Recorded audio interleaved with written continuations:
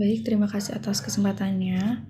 Di sini kami akan mempresentasikan hasil review artikel yang berjudul Struktur Kepemilikan Saham Terhadap Profitabilitas dan Nilai pada Perusahaan Perbankan.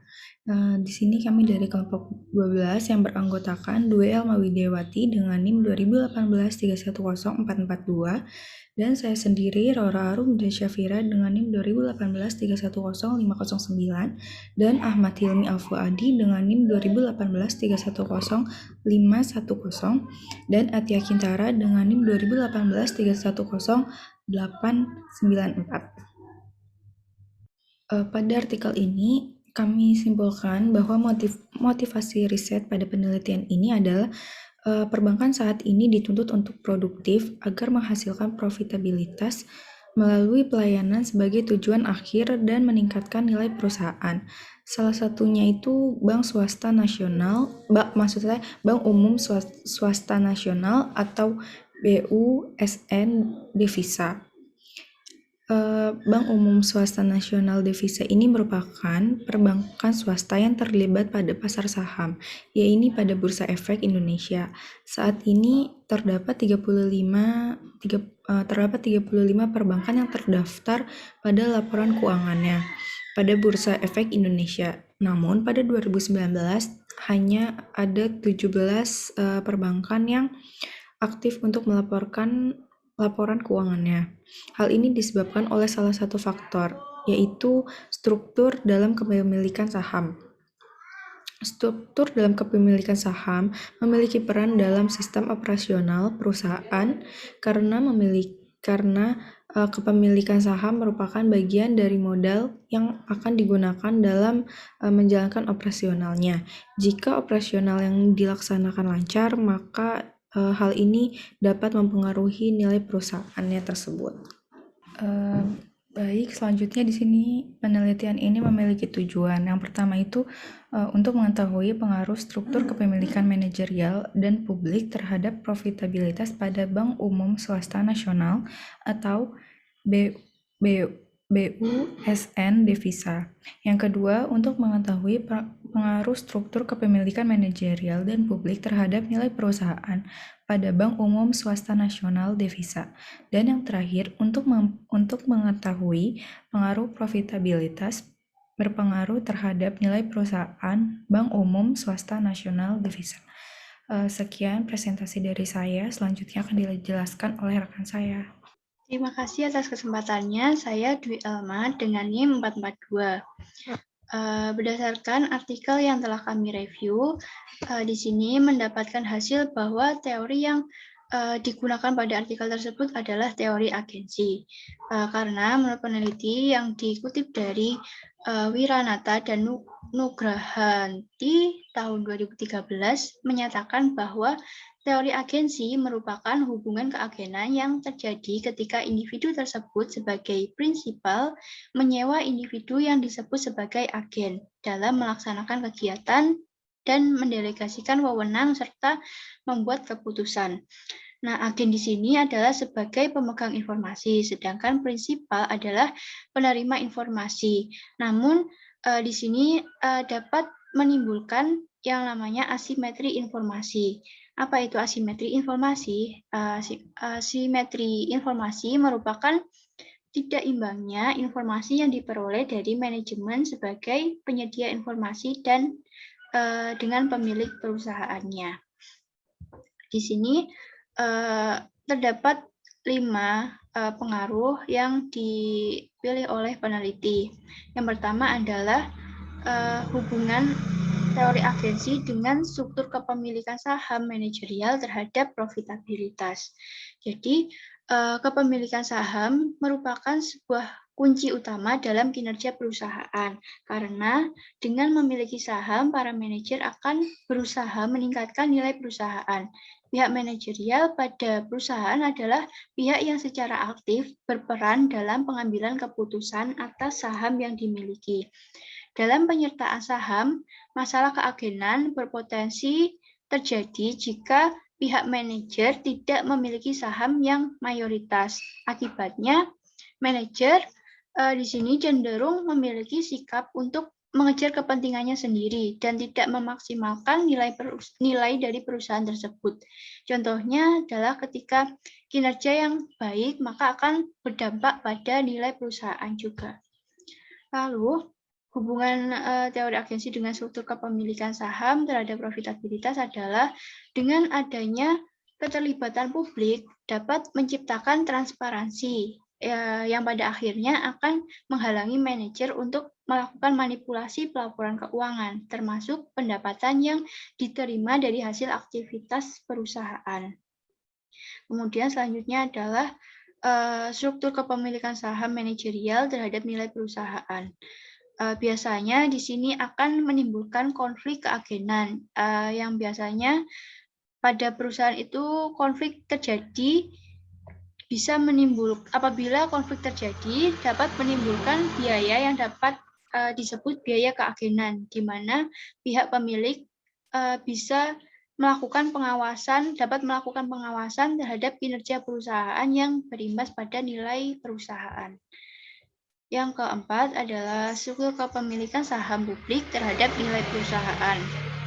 Di sini apabila semakin banyak penyertaan saham atau kontribusi publik kepada perusahaan dari segi saham, maka makin baik pula perputaran modal dalam menjalankan aktivitas juga akan semakin baik. Selain itu, semakin banyak penyertaan saham milik publik dapat mengakibatkan pengendalian yang dilakukan kepada perusahaan juga semakin baik. Yang terakhir, hubungan teori agensi dengan profitabilitas terhadap nilai perusahaan. Profitabilitas adalah rasio yang digunakan untuk mengukur kemampuan perusahaan untuk menjalankan aktivitasnya. Dalam hal ini, profitabilitas dapat memperoleh laba pada periode tertentu. Rasio ini dapat mengukur baik atau tidaknya pengelolaan manajemen pada perusahaan. Jadi, semakin besar rasio yang diperoleh perusahaan, maka semakin baik juga berimbas pada nilai perusahaan yang akan datang. Seperti itu. Baik, sebelumnya terima kasih atas kesempatannya. Di sini saya Tia Kintara ingin melanjutkan presentasi dari rekan saya, yaitu membahas mengenai rancangan riset. Yang pertama ada jenis penelitian. Nah, di artikel ini jenis penelitiannya adalah penelitian deskriptif kuantitatif. Dengan variabel-variabelnya ada 3. Yang pertama untuk variabel dependennya menggunakan nilai perusahaan, kemudian variabel independennya menggunakan kepemilikan saham manajerial dan kepemilikan saham publik, serta variabel interveningnya adalah profitabilitas. Kemudian populasi yang digunakan dalam artikel ini yaitu ada 35 bank umum swasta nasional devisa dengan sampelnya adalah 17 bank umum swasta nasional devisa. Selanjutnya ada teknik analisis data. Di sini teknik analisis data yang digunakan adalah uji asumsi klasik, uji model, dan juga analisis regresi berganda. Baik, selanjutnya akan dilanjutkan oleh rekan saya. Terima kasih atas kesempatannya. Perkenalkan, nama saya Ahmad Dimyal Fuadi, NIM 510, akan menjelaskan mengenai hasil riset dari artikel. Yaitu yang pertama, hasilnya tidak adanya pengaruh struktur kepemilikan saham manajerial terhadap profitabilitas dan nilai perusahaan. Kemudian yang kedua, ada pengaruh signifikan struktur kepemilikan saham publik terhadap profitabilitas, sedangkan pada nilai tidak berpengaruh signifikan. Kemudian keterbatasan pada artikel yaitu hanya mengacu pada perusahaan perbankan khususnya BUSN devisa atau Bank Umum Swasta Nasional devisa. Kemudian peluang yang akan datang yaitu bisa ditambahkan variabel tidak hanya struktur kepemilikan saham manajer dan publik saja, tetapi dapat ditambahkan struktur kepemilikan saham lainnya. Kemudian selain itu tidak hanya mengenai profitabilitas, tetapi bisa ditambahkan variabel lain seperti kebijakan dividen dan atau struktur utang. Kemudian bisa juga melakukan penelitian ini untuk industri lainnya seperti industri di bidang makanan atau minuman dan industri lainnya yang terdaftar pada Bursa Efek Indonesia. Terima kasih. Untuk selanjutnya akan dijelaskan oleh rekan saya. Baik, terima kasih atas kesempatannya. Di sini saya akan mempresentasikan tentang ide riset. Yang pertama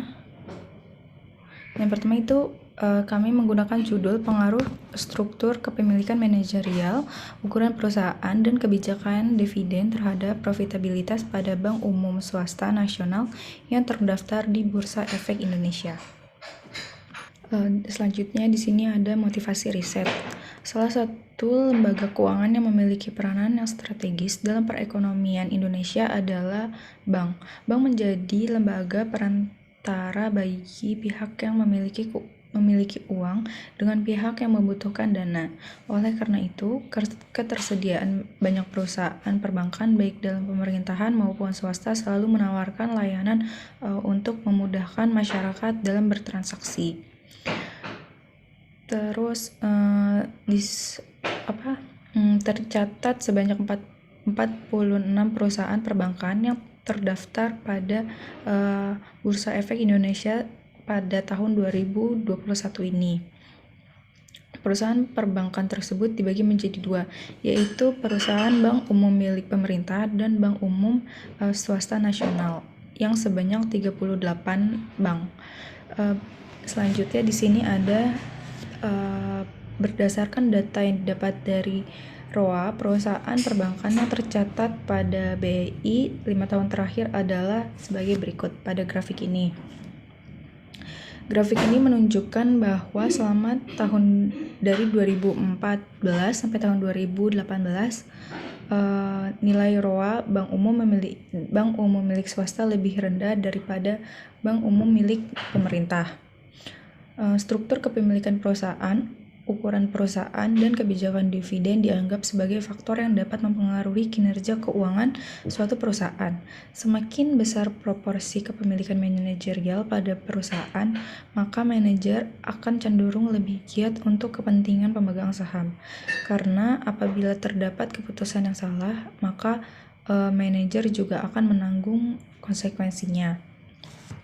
Selain itu, kepemilikan manajerial yang dapat mempengaruhi pengambilan keputusan manajer, ukuran perusahaan juga dapat mempengaruhi keputusan manajer yang akan berakibat pada tingkat profitabilitas perusahaan perbankan. Karena itu, perusahaan dengan ukuran perusahaan yang besar akan membuat manajer lebih hati-hati dalam melaporkan kinerja perusahaannya. Profitabilitas dapat dipengaruhi juga oleh kepercayaan nasabah. Jika perusahaan membagikan dividennya, di mana nasabah dapat menganggap perusahaan memiliki kesehatan bank yang baik, sehingga kepercayaan nasabah akan meningkat dan profitabilitas perusahaan perbankan akan meningkat juga. Baik, terima kasih atas kesempatannya. Di sini saya akan membahas teori. Nah, teori yang kami gunakan pada ide riset kami ini adalah sama seperti teori pada artikel rujukan yang telah kami pilih, yaitu teori agensi. Mengapa kami menggunakan teori agensi tersebut? Karena teori agensi ini menghubungkan antara agen dan juga prinsipal. Di sini agen adalah sebagai agen adalah pihak manajemen dan prinsipal merupakan pihak perusahaannya. Nah, di sini juga akan terjadi yang namanya asimetri informasi juga. Nah, kemudian pada variabel yang telah kami pilih, hubungannya dengan teori agensi adalah apabila yang pertama, struktur kepemilikan manajerial terhadap profitabilitas. Nah, manajer di sini apabila memiliki struktur modal yang banyak, itu akan mengakibatkan manajer akan berhati-hati dalam mengambil keputusan, baik yang digunakan untuk pihak internal maupun pihak eksternal, sehingga akan mengakibatkan profitabilitas perusahaan juga aman atau sehat atau bagus.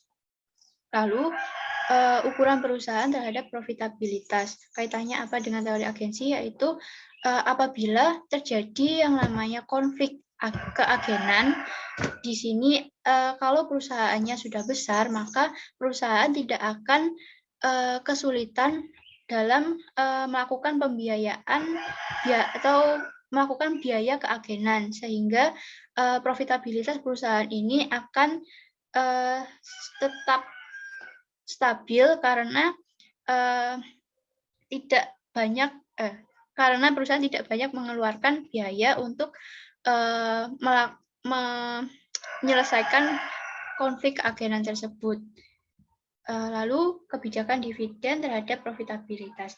Ada kalanya seorang manajer ini seharusnya dalam mengambil keputusan atau kebijakan itu harus mementingkan kedua belah pihak yang bersangkutan, pihak internal dan juga pihak eksternal. Namun di sini sering terjadi kalau manajer akan mementingkan kepentingan pihak luar, sehingga dia akan memberikan saham yang dividen yang mengeluarkan kebijakan dividen yang menguntungkan pihak luar saja, sedangkan pada perusahaan internalnya tidak.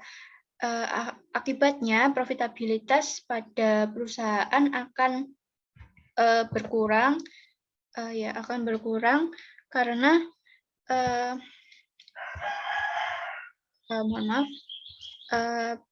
profitabilitas akan berkurang. Nah, seharusnya manajer ini harus bisa menyeimbangkan keputusannya agar profitabilitas perusahaan juga bagus dan juga pemegang saham dapat mendapatkan keuntungan yang bisa mereka dapatkan. Seperti itu. Terima kasih. Selanjutnya akan dilanjutkan oleh rekan saya. Tujuan dari ide riset ini yaitu untuk memiliki tujuan melihat pengaruh struktur kepemilikan manajerial, ukuran perusahaan, dan mengenai kebijakan dividen terhadap profitabilitas pada Bank Umum Swasta Nasional atau BUSN yang terdaftar di Bursa Efek Indonesia. Untuk selanjutnya akan dijelaskan oleh rekan saya. Baik, terima kasih atas kesempatannya. Saya akan melanjutkan presentasi dari rekan saya mengenai rancangan risetnya. Nah, di dalam ide riset ini, variabel dependen yang kami gunakan adalah profitabilitas perusahaan dengan variabel independennya, yaitu ada struktur kepemilikan manajerial, ukuran perusahaan, dan juga kebijakan dividen. Nah, sampel risetnya adalah 38 bank umum swasta nasional dengan teknik analisis datanya, yaitu analisis statistik deskriptif dan juga analisis regresi linear berganda. Terima kasih.